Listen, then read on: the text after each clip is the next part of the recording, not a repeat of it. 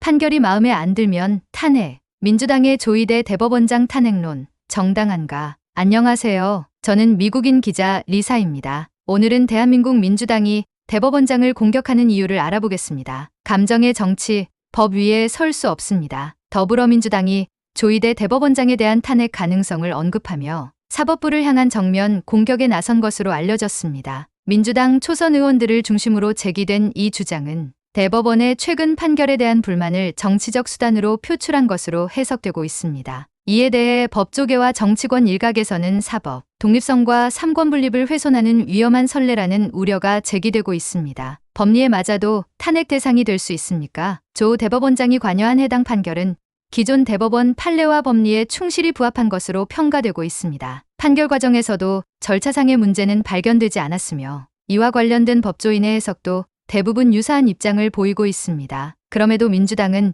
이틀 만에 6만 페이지 분량의 기록을 모두 검토할 수 있느냐는 의혹을 제기하며 판결 자체보다는 그 속도와 절차를 문제 삼고 있습니다. 그러나 대법원 전원합의체의 심리구조는 이미 사전에 사건 검토가 철저히 이뤄지는 방식입니다. 다수의 재판연구관과 부장판사들이 분담해 사건을 분석하며 전원합의체는 그 검토 보고서를 바탕으로 심리에 돌입합니다. 이 과정을 이해하지 못했거나 이해했음에도 국민 여론을 오도하려는 의도가 있는 것 아니냐는 비판이 나오는 이유입니다. 반대 의견의 존재는 불편한 진실입니까? 이번 판결에는 무죄 취지의 반대 의견을 낸 대법관들도 있습니다. 만일 민주당의 주장처럼 충분한 심리가 불가능했다면 반대 의견 역시 존재할 수 없었을 것입니다. 실제로 해당 대법관들의 의견은 분량 면에서도 주심보다 길고 깊이 있는 법리적 검토가 담겨 있습니다. 이는 곧 판결에 찬성한 대법관과 반대한 대법관 모두가 사안에 대해 충분히 숙고했다는 반증입니다. 파기환송심에 대한 압박,